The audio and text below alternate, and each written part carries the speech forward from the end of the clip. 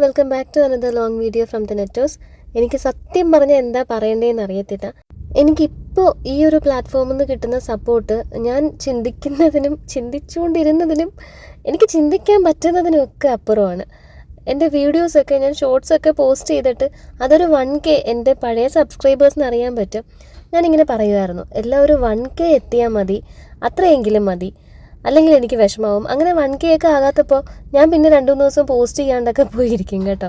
ഇതൊന്നും നടപടിയാവണ കേസല്ല എന്നൊക്കെ കരുതിയിട്ട്. പക്ഷേ എനിക്കറിയത്തില്ല ഇപ്പോൾ ഞാൻ എങ്ങനെ നിങ്ങളോട് നന്ദി പറയണമെന്ന്.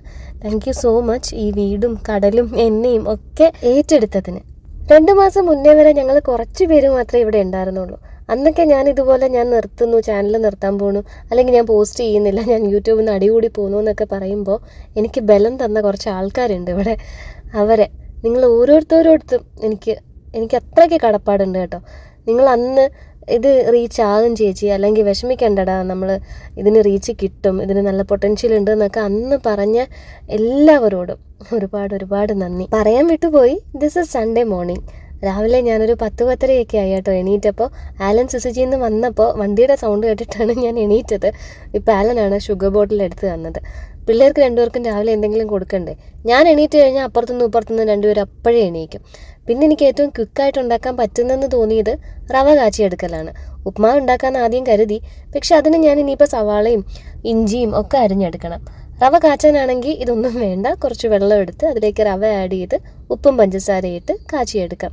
അതിനകത്തേക്ക് കുറച്ച് പാലും കൂടെ ഒഴിച്ച് അതിങ്ങനെ തിളച്ചൊക്കെ വരുമ്പോഴത്തേക്ക് ഈ ഒരു കൺസിസ്റ്റൻസിയിൽ കിട്ടും കേട്ടോ. ആ പരിപാടിയൊക്കെ തീർത്ത് കഴിഞ്ഞിട്ടാണ് ഞാൻ കാപ്പിക്കുള്ള വെള്ളം വെച്ചത്. ബോട്ടിൽ സ്റ്റെറിലൈസേഷനും രണ്ടിനും കൂടെയാണ് നമ്മളെപ്പോഴും കെറ്റിലിൽ വെള്ളം വെക്കാറുള്ളത്. നിലു എണീറ്റിരിക്കുമല്ലേ, അപ്പോൾ അവൻ്റെ ബോട്ടിലൊന്ന് ക്ലീൻ ആക്കിയിട്ട് വേണം അവനും കൊടുക്കാനായിട്ട്. അവൻ രാവിലെ ഉണർന്നാലും അങ്ങനെ സോളിഡായിട്ട് എടുത്ത് കഴിക്കത്തില്ല. രാവിലെ എന്നല്ല, ഉറക്കത്തുനിന്ന് എപ്പോൾ ഉണർന്നാലും കുപ്പിയിൽ എന്തെങ്കിലും കൊടുക്കണം. അപ്പോൾ ഞാനിത് കുറച്ചുകൂടെ ഇത്തിരി ഒന്ന് നമ്മുടെ ഫിൽറ്റർ വാട്ടറല്ലേ, അത് ഇത്തിരി അങ്ങോട്ട് ഒഴിച്ചാൽ മതി, ഇത് നല്ലപോലെ എക്സ്റ്റെൻഡ് ചെയ്യാൻ പറ്റും. എന്നിട്ടൊന്ന് നന്നായിട്ട് മിക്സ് ചെയ്ത് അവൻ്റെ ബോട്ടിൽ ഒഴിച്ച് അവന് കൊടുക്കാനാണ് എൻ്റെ പ്ലാൻ. ഞാൻ ഈ ഓഡിയോ ആഡ് ചെയ്യുന്നത് ഒരു ട്യൂസ്ഡേ ഈവനിങ് ആണ് കേട്ടോ. ഇവിടെ ഇപ്പോൾ മഴയുണ്ട്, അപ്പോൾ അതിൻ്റെ ചെറിയൊരു എരപ്പും കൂടെ നിങ്ങൾക്ക് കേൾക്കാൻ പറ്റും. ഞാൻ കാറിനുള്ളിലാണ്, എന്നാലും അത് കേൾക്കാം. ആ ഒരു പാനും കൂടെ കഴുകി വെച്ചിട്ട് നമുക്ക് കടൽ കാണാൻ പോവാം.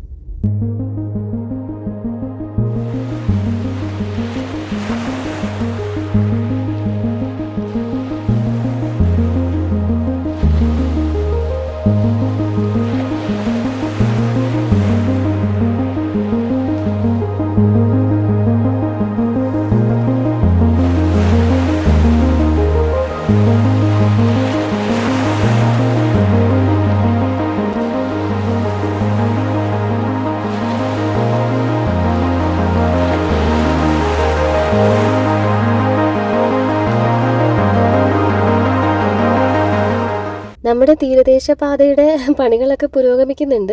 അതിനൊരു ഹാപ്പി ന്യൂസും കൂടെ ഉണ്ട് കേട്ടോ. അവർ കല്ല് അളന്നിട്ടിരിക്കുന്നത് നമ്മുടെ കോമ്പൗണ്ടിൻ്റെ ഏതാണ്ട് പകുതിക്കാണ്. ചിലപ്പോൾ ഇതിൻ്റെ പകുതി റോഡിന് പോകും. അറിയത്തില്ല ഫ്യൂച്ചറിൽ എന്തൊക്കെയാണ് സംഭവിക്കാൻ പോകുന്നതെന്ന്. ഇപ്പോൾ ഈ കാട്ടിക്കൂട്ടുന്ന പ്രഹസനമൊക്കെ ഒരു 10 കൊല്ലം മുമ്പ് ഈ കടൽ അങ്ങ് അറ്റത്ത് കിടന്നപ്പോൾ കാണിച്ചിരുന്നെങ്കിൽ ഞങ്ങളുടെയൊക്കെ ഈ വീടോ പ്രോപ്പർട്ടിയോ ഒന്നും പോകത്തില്ലായിരുന്നു. നിങ്ങളിൽ പലരും കരുതിയേക്കുന്ന പോലെ കടലിൻ്റെ അടുത്ത് കൊണ്ടുവന്ന് വെച്ച വീടല്ല ഇത്. ഈ വീടും റോഡും ഒക്കെ കഴിഞ്ഞിട്ട് അപ്പുറത്തോട്ട് ഒരുപാട് വീടുകളും ഒക്കെ ഉണ്ടായിരുന്നു. ഓരോ കടൽ കയറ്റത്തിനും കടൽ കയറി ഇങ്ങ് എത്തിയതാണ്. നമ്മൾ വീട് കടലിൻ്റെ അടുത്ത് കൊണ്ട് വെച്ചതല്ല. സാറ്റർഡേയോ സൺഡേയോ ഉള്ള സ്ഥിരം പരിപാടികളായ തുണി അലക്കൽ, ഫിഷ് ടാങ്ക് ക്ലീൻ ചെയ്യൽ, വീട് മോപ്പ് ചെയ്യൽ, ഇതൊക്കെയാണ് ഇന്നത്തെ പരിപാടികൾ. ഫിഷ് ടാങ്ക് ക്ലീനിങ് ഒക്കെ അപ്പനും മക്കളും കൂടെ ഏറ്റെടുത്തു കേട്ടോ. ഇതിപ്പോൾ ഞങ്ങളൊന്നെങ്കിൽ സേറയുടെ വീട്ടിലോട്ട് പോകും, അല്ലെങ്കിൽ സേറേനെ ഇങ്ങോട്ടേക്ക് വിളിക്കണമെന്നും പറഞ്ഞിട്ടുള്ള അപേക്ഷയാണ്. കാറ്റഗീസും ഒക്കെ കഴിഞ്ഞ് സേറമോൾ എത്തിയിട്ടേ ഉണ്ടാവത്തുള്ളൂ. ഇനിയിപ്പോൾ ബ്രേക്ക്ഫാസ്റ്റ് ഒക്കെ കഴിച്ചിട്ട് ആളിങ്ങോട്ടേക്ക് പോരും. 2 ദിവസം മുന്നേ ഉള്ള വീഡിയോയിലും മറ്റോ ഞാൻ പറഞ്ഞിരുന്നു, നമ്മുടെ ചോപ്പിംഗ് ബോർഡ് മഴയത്തിരുന്ന് ചീത്തയായിപ്പോയി. അപ്പോൾ അത് ഉപയോഗിക്കാൻ പറ്റാത്ത പോലെ ആയിപ്പോയി. അപ്പോൾ ഞാൻ പുതിയൊരു ചോപ്പിംഗ് ബോർഡ് ഓർഡർ ചെയ്തിരുന്നു ഫ്ലിപ്കാർട്ടിൽ നിന്ന്. ഇതാണ് സാധനം. അഫോർഡബിൾ റേറ്റ് തന്നെയാണ് കേട്ടോ. 10-300 രൂപയുള്ളതെന്നാണ് എനിക്ക് തോന്നുന്നത്. ഇപ്പോഴാണ് ഈ കിച്ചൻ്റെ കളറിന് പറ്റിയൊരു കളർ കിട്ടിയത്, കുറച്ചുകൂടെ ലൈറ്റ്. എനിക്കിത് കണ്ടപ്പോൾ തോന്നി നമ്മുടെ കിച്ചണിന് പറ്റിയൊരു കളറാണെന്ന്. ഈ വ്ലോഗ് തുടങ്ങിയപ്പോൾ ഞാൻ ഫ്രീസറിൽ നിന്ന് എടുത്തുകൊണ്ട് വന്ന ചിക്കനാണത്. അതിത്തിരി ഉപ്പും ഇഞ്ചിയും വെളുത്തുള്ളിയും പെപ്പർ പൗഡറും ഇത്തിരി മഞ്ഞപ്പൊടിയും കൂടെ ചേർത്ത് മാരിനേറ്റ് ചെയ്ത് വെച്ചിരുന്നതാണ് കേട്ടോ. പക്ഷേ അത് ഡീഫ്രോസ്റ്റ് ആവുന്നില്ല. അങ്ങനെ ഞാൻ എൻ്റെ ലെനിമിസ് പറഞ്ഞ ഐഡിയ പോലെ മൈക്രോവേവിൽ ഒരു 1 മിനിറ്റ് വെച്ചിട്ട് അങ്ങ് ഡീഫ്രോസ്റ്റ് ചെയ്തെടുത്തു. അപ്പോഴത്തേക്ക് അത് കറക്റ്റ് കൺസിസ്റ്റൻസി ആയി, കറക്റ്റ് തിക്നെസ് ആയി. അതിലേക്ക് ഞാൻ ഇത്തിരി തൈരും കൂടെ ചേർത്ത് മാരിനേറ്റ് ചെയ്ത് മാറ്റി വെക്കുന്നുണ്ട്. ഇന്നത്തെ നമ്മുടെ ലഞ്ചിൻ്റെ മെനു ഫ്രൈഡ് റൈസും ചിക്കൻ മലായുമാണ്. അപ്പോൾ മലായി ഉണ്ടാക്കാനായിട്ട് നമ്മൾ ചിക്കൻ ഇങ്ങനെയാണ് മാരിനേറ്റ് ചെയ്ത് വെക്കേണ്ടത്. ഉപ്പ്, ഇഞ്ചി, വെളുത്തുള്ളി, ലേശം മാത്രം മഞ്ഞൾപ്പൊടി, ഇത്തിരി പെപ്പർ പൗഡർ. ഓവർനൈറ്റ് വെച്ചെടുക്കുവാണെങ്കിൽ ചിക്കൻ നല്ല ടെൻഡറായി കിട്ടും. ബോൺ ഇല്ലാത്ത പീസുകളാണ് കേട്ടോ നല്ലത്. ചില്ലി ചിക്കൻ മുറിക്കുന്ന പോലെ ചെറിയ പീസസ് ആയിട്ട്, സ്ക്വയർ പീസസ് ആയിട്ട് മുറിച്ചെടുക്കാം. നമ്മൾ റൈസൊക്കെ കുക്ക് ചെയ്ത് വെജിറ്റബിൾസ് ഒക്കെ ആവുന്നൊരു നേരം ഇത് തൈരിൽ ഇത്തിരി മാരിനേറ്റ് ആയിട്ട് ഇരിക്കണം. നല്ല കട്ട തൈരാണ് നല്ലത്. പുളിയുള്ള തൈര് ഒഴിച്ച് കളയില്ലേടാ, കറിയുടെ ഒരു ടേസ്റ്റ് അങ്ങ് പോവും. നല്ല കട്ട തൈര് ഒഴിച്ചിട്ട് അതിലേക്ക് കുറച്ച് കസൂരി മേത്തിയും കൂടി ഇട്ട് ഒന്നുകൂടെ ഒന്ന് ഇളക്കി മിക്സ് ചെയ്ത് നമുക്കത് മാറ്റി വയ്ക്കാം. എന്നിട്ട് ഇതേ നമ്മുടെ പുതിയ കലത്തിൽ അരിയിടാം. ലുവുക്കുട്ട കൊണ്ടുവന്ന ചോക്ലേറ്റ് തീർന്നിട്ടില്ല. ഇപ്പോഴാണെങ്കിൽ ഇതേ അളിയനും ലാൻഡ് ചെയ്തിട്ടുണ്ട്. അലൻ്റെ അളിയൻ, ഞാനും അളിയാന്ന് തന്നെയാണ് വിളിക്കുന്നത്. ആ ബോട്ടിൽ പൊട്ടിച്ചതിൻ്റെ ബാക്കിയാണ് ഈ കയ്യിലും മുഖത്തുമൊക്കെ കാണുന്നത്. ഇപ്പം അങ്ങോട്ടും ഇങ്ങോട്ടും നടക്കുമ്പോൾ ഫ്രിഡ്ജ് തുറന്ന് എന്തെങ്കിലും എടുത്ത് ഇതുപോലെ കഴിക്കാറാണ് പതിവ്. എന്നിട്ട് കയ്യിൽ പറ്റിയത് ഞാൻ തുടച്ചതിനാണ് കേട്ടോ ആ ഓടിയത്. നമ്മുടെ ഫിൽറ്ററിന്ന് ബാക്കി വരുന്ന ആ വെള്ളമാണ്. അവൻ എത്തുന്ന സ്ഥലമായതുകൊണ്ട് അവൻ അവിടെ പോയാൽ കൈ എഴുതുന്നത്. എന്തായാലും ആ വെള്ളം പുറത്തോട്ട് ഒഴിച്ചു കളയേണ്ടത്. അതുകൊണ്ട് അങ്ങനെ അവനെ ആ വെള്ളം യൂസ് ചെയ്യരുതെന്ന് ഞങ്ങൾ പറഞ്ഞിട്ടുമില്ല. അവൻ എളുപ്പം അതല്ലേ, എന്തെങ്കിലുമൊക്കെ പോയി പക്കീനെയും മാറ്റനെയൊക്കെ പിടിക്കുകയൊക്കെ ചെയ്യും. എന്നിട്ട് പോയി ആ വെള്ളത്തിലാണ് കൈ കഴുകുന്നത്. അപ്പോൾ ദേ ഞാൻ ഒരു ഗ്ലാസ് നിറച്ച് കൈമ അരി എടുത്തിട്ടുണ്ട്. ഇനി നല്ലപോലെ ഒന്ന് കഴുകി ഒരു 2-3 വെള്ളത്തിൽ കഴുകാം. കഴുകിയിട്ട് ആവശ്യത്തിന് ഉപ്പും ഒക്കെ ഇട്ട് നമുക്ക് അരി വേവിച്ചെടുക്കാം. ഫ്രൈഡ് റൈസിനായതുകൊണ്ട് തന്നെ ഒത്തിരി തിളയ്ക്കരുത്. ഒരു തിള വന്നാൽ തന്നെ നമുക്ക് അടച്ചിടാം. അടച്ചിടുന്ന സമയത്ത് ഇത് കുറച്ചും കൂടി വേവും. ഫ്രൈഡ് റൈസിലെ ചോറ് ഒരുപാട് വെന്ത് പോയാൽ അതിനൊരു ഭംഗി ഉണ്ടാവത്തില്ല. ഇനി ഇതിനകത്തേക്ക് നമ്മുടെ മുഴുവൻ മസാലകൾ കുറച്ച് ഇട്ട് കൊടുക്കാം. ഫസ്റ്റ് ഞാൻ ബേ ലീഫ് ഇടുന്നുണ്ട്. ഒരു 2 ബേ ലീഫ് ഇട്ടു. പിന്നെ ഒരു 2-3 ഗ്രാമ്പു, കുറച്ച് ഏലക്ക, കുറച്ച് പട്ട ഒടിച്ചിട്ടു. ഒരു 2 ഏലക്കയും കൂടെ ഇട്ട് കൊടുക്കുന്നുണ്ട്. എന്നിട്ട് ഈ അരി കുഴഞ്ഞു പോകാതിരിക്കാനായിട്ട് നെയ്യില്ല കേട്ടോ, ഒരു തരി പോലും നെയ്യില്ല. ഫ്രിഡ്ജിൽ ഒരു നാരങ്ങ വെച്ചത് ഏതാണ്ട് ഉണക്ക നാരങ്ങയായി തുടങ്ങിക്കഴിഞ്ഞു. അപ്പോൾ ഇനി അത് വെച്ചിരിക്കാൻ പറ്റത്തില്ല. അതുകൊണ്ട് ഒരു നാരങ്ങ ഇരുന്നത് ഞാൻ എടുത്ത് ഹാഫായിട്ട് മുറിച്ചിട്ട് ഹാഫ് ഈ ഒരു റൈസിൻ്റെ വെള്ളത്തിലേക്ക് ചേർത്ത് കൊടുക്കുന്നുണ്ട്. അങ്ങനെ ചേർത്ത് കഴിഞ്ഞാൽ അരി തമ്മിൽ ഒട്ടാതെ കിട്ടും. എന്നിട്ട് ഇത് തിളച്ച് പൊന്തി പോകാണ്ടിരിക്കാനായിട്ട് ഞാനൊരു വുഡൻ സ്പാറ്റുള്ള വെച്ചിട്ടാണ് ഇത് അടച്ച് വെക്കുന്നത്. ഒരു 2-3 ദിവസമായിട്ട് സ്ഥിരമായിട്ട് ഞാനിവിടെ പാല് തിളയ്ക്കാൻ വെക്കുന്നത് ഇങ്ങനെ ഗ്യാസിലേക്ക് വീഴുന്നുണ്ട്. അപ്പോൾ ഇനി ഇതും കൂടെ ആയിട്ട് എനിക്കിനി വയ്യ. ഗ്യാസിൻ്റെ പുറം തുടച്ച് എനിക്ക് മതിയായി. അരി തിളച്ച് പോകാണ്ടിരിക്കാൻ ഇതുപോലൊരു വുഡൻ സ്പാറ്റുള്ള വെച്ചാൽ മതി കേട്ടോ. അവിടെ വന്ന് തിളയങ്ങ് നിൽക്കും, അവിടെ അങ്ങ് സ്റ്റക്കായി നിൽക്കും. ഇനി നമുക്ക് വേണ്ട പച്ചക്കറികളൊക്കെ അരിഞ്ഞെടുക്കാം. ഫ്രൈഡ് റൈസിലേക്ക് ഇടാനായിട്ട് ഇത്തിരി പോലും ബീൻസ് ഇല്ല. ഇത്തിരി പച്ച കളറില്ലാത്തതിൻ്റെ സങ്കടം എൻ്റെ മുഖത്ത് കാണാനുണ്ട്. ആകെയുള്ളത് ക്യാരറ്റും ഇത്തിരി ക്യാബേജുമാണ്. അപ്പോൾ ഒരു 1/2 ക്യാബേജ് ഉണ്ടായിരുന്നു. അത് വീണ്ടും ഞാനൊരു അരയാക്കി. ഒരു ക്യാരറ്റും കൂടെ ആ ബോക്സിൽ ഇരിപ്പുണ്ട്. അപ്പോൾ അതിൻ്റെ കൂടെ ഈ ഒരു പീസ് ക്യാബേജും കൂടെ ആയിട്ട് ന്യൂഡിൽസ് മേടിച്ചത് ഇരിപ്പുണ്ട്. അപ്പോൾ ഒരു ദിവസത്തെ ബ്രേക്ക്ഫാസ്റ്റ് ന്യൂഡിൽസ് ആക്കണം. ഒരു ദിവസത്തെ അല്ല, തിങ്കളാഴ്ച അലൻ ഓഫാണ്. മൺഡേ അലൻ വീട്ടിൽ കാണും. അതുകൊണ്ട് തന്നെ മൺഡേ പിള്ളേരെ പറ്റിക്കുന്ന പോലെ എനിക്ക് കോൺഫ്ലേക്സും ബ്രെഡും ഒന്നും ബ്രേക്ക്ഫാസ്റ്റ് ആക്കാൻ പറ്റത്തില്ല. മധുരം എടുക്കത്തില്ല. അപ്പോൾ അത് മുന്നിൽ കണ്ടുകൊണ്ട് ആ ഒരു ക്യാരറ്റും പിന്നെ പകുതി ക്യാബേജും കൂടെ ഞാൻ മാറ്റി അത് ബോക്സിൽ തന്നെ തിരിച്ചു വെച്ചു. ബാക്കിയുള്ളത് ചെറുതായിട്ട് അരിഞ്ഞെടുത്തു. നമുക്ക് ഇന്ന് ഫ്രൈഡ് റൈസിൽ ഇതിട്ട് അഡ്ജസ്റ്റ് ചെയ്യാം. അപ്പോൾ അത് വേവിക്കാൻ വെക്കാനായിട്ട് ഞാൻ ചെറിയ ഒരു പാത്രം, നമ്മൾ വേളാങ്കണ്ണിയിൽ നിന്ന് മേടിച്ച പാത്രം എടുത്തിട്ടുണ്ട്. അതിലേക്ക് കുറച്ച് സൺഫ്ലവർ ഓയിൽ ഒഴിച്ചിട്ട് ഒരു ചെറിയ സ്പൂൺ ബട്ടറും ഇട്ട് ഇതിൻ്റെ അകത്തിട്ടൊന്ന് സോട്ട് ചെയ്തെടുത്തിട്ട് കുറച്ച് ഉപ്പിട്ട് ആവശ്യമെങ്കിൽ മാത്രം ഇത്തിരി വെള്ളം ഒഴിക്കാം. ഒരു 2-3 കൈ അളവ് ഒരു ഇച്ചിരി വെള്ളം കയ്യിലെടുത്ത് ഒഴിക്കാം. അടിയിൽ പിടിക്കുമെന്ന് നിങ്ങൾക്ക് തോന്നിയാൽ, ഞാനങ്ങനെ എപ്പോഴും ഒന്നും ചെയ്യാറില്ല, എനിക്കൊരു ഉൾവിളി തോന്നണം. പിന്നെ ഇത്തവണ വേവിക്കാൻ വെച്ചപ്പോൾ ഫ്രൈഡ് റൈസിലേക്ക് ആഡ് ചെയ്യേണ്ടതല്ലേ, അതുകൊണ്ട് ഇത്തിരി കുരുമുളക് പൊടിയും കൂടി ഇടാമെന്ന് ഞാൻ വിചാരിച്ചു കേട്ടോ. അപ്പോൾ ഈ പച്ചക്കറികളുടെ കൂട്ടത്തിൽ ഒരു ഇത്തിരി കുരുമുളക് പൊടിയും കൂടെ തൂവി കൊടുത്തിട്ട് നമുക്കിത് അടച്ചു വെച്ച് വേവിച്ചെടുക്കാം. പിന്നെ എനിക്ക് ഒരു കാര്യം കൂടെ അറിഞ്ഞാൽ കൊള്ളാമെന്നുണ്ട് കേട്ടോ. നിങ്ങൾക്ക് ഈ ചാനലിൽ ഞാനിടുന്ന ഷോർട്സ് വീഡിയോ ആണോ ഇഷ്ടം അതോ ലോങ് വീഡിയോ ആണോ എന്ന്? അപ്പോൾ ഇങ്ങനെ ഓരോരുത്തരുടെ ഒപ്പീനിയൻ എനിക്കറിയാമല്ലോ. അറിയാനുള്ളൊരു ത്വര കൊണ്ടാണ്. അപ്പോൾ നിങ്ങൾ കാണുന്നത് തന്നെ വലിയ കാര്യം. നിങ്ങൾക്ക് സമയമുണ്ടെങ്കിൽ നിങ്ങൾക്ക് ഷോർട്സ് വീഡിയോ കാണുന്നതാണോ ഇഷ്ടം അതോ ലോങ് വീഡിയോ ആണോ? What do you prefer to watch? 2 notification വന്നു കഴിഞ്ഞാൽ നിങ്ങൾ എന്തായിരിക്കും കൂടുതൽ ഹാപ്പി ആക്കുന്നതെന്നുള്ളത് ഒന്ന് കമൻറ്റിൽ പറയാട്ടോ. ടൈം ഉണ്ടെങ്കിൽ മതി കേട്ടോ. അപ്പോൾ ഇനി അരിയും പച്ചക്കറിയൊക്കെ വേവുന്ന ആ ഒരു ഗ്യാപ്പിൽ നമുക്ക് ചിക്കൻ മലായി ചെയ്യാനായിട്ടുള്ള ബാക്കി സാധനങ്ങൾ അരിഞ്ഞെടുക്കാം. ടൊമാറ്റോ സോസാണ് കേട്ടോ ഇതിന് യൂസ് ചെയ്യുന്നത്. അതുകൊണ്ട് തന്നെ തക്കാളി അരിഞ്ഞെടുക്കണ്ട. സവാള അത്യാവശ്യത്തിന് നിങ്ങളുടെ ഒരു കണക്കനുസരിച്ച്. ഇവിടെ ഇപ്പോൾ കുറച്ച് പീസ് ചിക്കനല്ലേ ഉള്ളൂ, അതുകൊണ്ട് തന്നെ ഞാനൊരു വലിയ സവാളയും മറ്റുമാണ് എടുത്തത്. അത് നല്ല ചെറുതായിട്ട് നുറുക്കിയെടുത്തു. പിന്നെ ഒരു 3 പച്ചമുളക് അത് ഞാൻ ചെറുതായിട്ട് അരിഞ്ഞെടുത്തു. ഇഞ്ചിയും വെളുത്തുള്ളിയൊക്കെ നമ്മൾ ചിക്കനിൽ മാരിനേറ്റ് ചെയ്ത് വെച്ചിരിക്കുന്നതുകൊണ്ട് അതൊന്നും നമുക്കിനി വേണ്ട. അപ്പോൾ ഇത്രയും കാര്യങ്ങൾ അരിഞ്ഞ് വെച്ച് കഴിഞ്ഞാൽ നമുക്ക് അരി അടച്ചിടാം.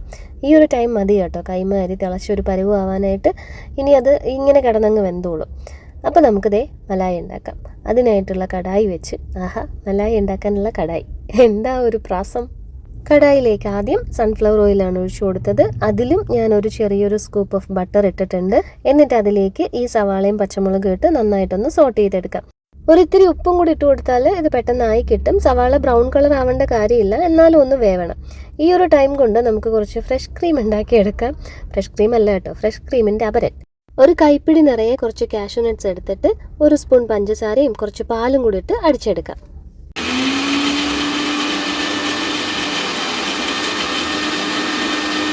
സവാള ഈ ഒരു പരുവായാൽ മതി. അതിലേക്ക് കുറച്ച് ഗരം മസാല, ഒരിത്തിരി മല്ലിപ്പൊടി, കുറച്ച് മുളക് പൊടി ഒന്നും കൂടി പോകരുത്. കറിയുടെ കളർ റെഡ് ആവരുത്. മലായിക്ക് അങ്ങനെ ഒരു കളർ വേണമല്ലോ. എനിക്ക് പൊതുവെ റെഡ് കളേഴ്സിലുള്ള കറിയാണ് ഇഷ്ടം. പക്ഷേ ചിക്കൻ മലായി റെഡ് കളർ വേണമെന്ന് പറഞ്ഞു കഴിഞ്ഞാൽ അതതിൻ്റെ ടേസ്റ്റിനെ ബാധിക്കും. ഒരു ലൈറ്റ് ഓറഞ്ച് ആ ഒരു കളറേ കിട്ടത്തുള്ളൂ. ഞാൻ നേരത്തെ പറഞ്ഞ പോലെ തക്കാളി യൂസ് ചെയ്യരുത്. അതിന് പകരമായിട്ട് കുറച്ച് ടൊമാറ്റോ സോസ് ആഡ് ചെയ്ത് കൊടുക്കാം. നന്നായിട്ടൊന്ന് മിക്സ് ചെയ്തിട്ട് നമ്മൾ മാരിനേറ്റ് ചെയ്ത് വെച്ചിരിക്കുന്ന ചിക്കൻ്റെ കൂട്ട് ഇതിലേക്ക് ആഡ് ചെയ്ത് കൊടുക്കാം. നമ്മൾ മിക്സിയിൽ റെഡിയാക്കിയ ഫ്രഷ് ക്രീമിൻ്റെ അപരനെ ഒരു ഗ്ലാസ്സിലേക്ക് മാറ്റിയിട്ട് ജാറിലൊരു ഇത്തിരി വെള്ളം എടുത്ത് നന്നായിട്ട് കഴുകിയിട്ട് നമ്മൾ ചിക്കൻ മാരിനേറ്റ് ചെയ്ത് വെച്ച പാത്രമില്ലേ അതിലേക്ക് ഒഴിച്ചു. അപ്പോൾ അതെല്ലാം കൂടി ഇതിൽ കിട്ടുമല്ലോ, അതിൻ്റെ എസൻസൊക്കെ. ആ വെള്ളം ഒഴിച്ചിട്ട് അടച്ച് വെച്ച് വേവിച്ചെടുക്കാം. ഇനി നമുക്ക് റൈസ് സെറ്റ് ചെയ്യാം. ആ ബ്ലാക്ക് ചെറിയ ബോക്സിൽ കുറച്ച് മല്ലിയിലയാണ് കേട്ടോ. മല്ലിയില എന്ന് പറയാൻ പറ്റത്തില്ല, അതിപ്പോൾ ഉണക്ക മല്ലിയിലയായി. എന്നാലും ഇന്നങ്ങ് ആഡ് ചെയ്ത് തീർക്കാം. റൈസിന് മീതേക്ക് ഇപ്പോൾ നമ്മൾ വേവിച്ചെടുത്ത പച്ചക്കറികളും ഒരു ഇത്തിരി പൈനാപ്പിൾ എസൻസും. ഫ്രൈഡ് റൈസിന് പൈനാപ്പിൾ എസൻസ് ചേർക്കുന്നതാണ് എനിക്കിഷ്ടം. നിങ്ങളും ട്രൈ ചെയ്ത് നോക്കൂ. അതിനത് ഒരു പ്രത്യേക ഒരു മണം കിട്ടും കേട്ടോ പൈനാപ്പിൾ എസൻസ് ചേർക്കുമ്പോൾ. ലഞ്ചിൻ്റെ പരിപാടികളൊക്കെ കുറച്ച് താമസിച്ച് തുടങ്ങിയത് കൊണ്ടും ഞാൻ ബ്രേക്ക്ഫാസ്റ്റ് കഴിച്ചിട്ടില്ല. അപ്പോൾ അതുകൊണ്ട് എനിക്ക് നല്ല വിശപ്പുമുണ്ട്. അതിന് മീതെ ഞാൻ നട്ട്സ് ഒന്നും ഇടാൻ നിന്നില്ല. ആലൻ സിസിജിന്ന് ബ്രേക്ക്ഫാസ്റ്റ് കഴിച്ചിട്ടാണ് കേട്ടോ വരുന്നത്. അല്ലേ നിങ്ങൾ വിചാരിക്കും ആലനൊന്നും കൊടുത്തില്ല എന്ന്. ഇനിയിപ്പോൾ ഈ ക്ലീനിങ്ങും പാത്രം കഴുകലും ഒക്കെ ചടപടയെന്ന് ഒതുക്കിയിട്ട് വേണം എനിക്കൊരു മാംഗോ ജ്യൂസും കൂടെ ഉണ്ടാക്കാൻ. കുറച്ച് ഹെവി ആയിട്ടാണ് ലഞ്ചും ഡിന്നറും എങ്കിൽ, എസ്പെഷ്യലി മീറ്റ് ഓർ ചിക്കനൊക്കെ ആണെങ്കിൽ. മീനാണെങ്കിൽ ഞാൻ അങ്ങനെ ബോദർ ചെയ്യാറില്ല. എനിക്കത് ഒരു വിത്ത് ജ്യൂസ് അത് എൻഡ് ചെയ്യാനാണ് എനിക്കിഷ്ടം. സാധാരണ ലൈം സോഡയൊക്കെയാണ്. അപ്പോൾ മാങ്ങ ഇനിയും തീരാനുണ്ട്. ഈ ബാസ്ക്കറ്റിലിരിക്കുന്നതും കൂടെ ഉള്ളൂ. ഇതും കൂടെ ആയാൽ തീർന്നു കിട്ടും. അപ്പോൾ ഞാൻ അതെല്ലാം കൂടെ തൊലി കളഞ്ഞ് അരിഞ്ഞ് ഈ ഒരു ജാറിലാക്കി. ഈച്ചക്കൂട്ടത്തിന് സിഗ്നൽ പോകുന്നതിന് മുമ്പ് തന്നെ ഞാൻ അവിടെ പുൽത്തൈലവും ഡെറ്റോളും കൂടെ കലക്കി വെച്ച് ലിക്വിഡൊക്കെ ഇട്ട് അതൊന്ന് തുടച്ചു മാറ്റി. പെരുന്നാളിൻ്റെ അന്ന് ഞാനൊരു മാംഗോ ഷേക്ക് ഉണ്ടാക്കിയ ഒരു ഷോർട്സ് വീഡിയോ ഇട്ടിരുന്നു. അപ്പോൾ അതിൻ്റെ ബാക്കിയാണ് ഈ മാങ്ങ. അതുകൊണ്ട് തന്നെ ഇന്നിപ്പോൾ പാല് ചേർക്കുന്നില്ല, ഒരു മാംഗോ ജ്യൂസായിട്ട് തന്നെ ഉണ്ടാക്കിയെടുക്കുകയാണ്. ആവശ്യത്തിന് വെള്ളവും കൂടെ ചേർക്കാം. പഞ്ചസാര ആവശ്യത്തിലധികം ചേർക്കാം. പിന്നെ നമ്മൾ നേരത്തെ പറഞ്ഞില്ലേ ആ നാരങ്ങയുടെ ബാക്കി, അത് ഞാൻ ഇതിലേക്ക് പിഴിഞ്ഞ് ചേർക്കുന്നുണ്ട്. ഇനി ഇതൊന്ന് അടിച്ചെടുക്കാം. സംഭവം ഇപ്പോഴും നല്ല തിക്കായതുകൊണ്ട് ഞാൻ പിന്നെയും കുറച്ചുകൂടെ വെള്ളം ചേർത്തിട്ടുണ്ട്.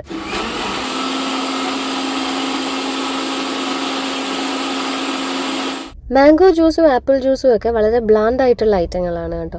അപ്പോൾ അതിന് ആ ജ്യൂസിൻ്റെ ഒരു ജ്യൂസിനെസ് കിട്ടണമെങ്കിൽ അതിലേക്ക് കുറച്ച് ലൈമും കൂടെ ആഡ് ചെയ്യണം.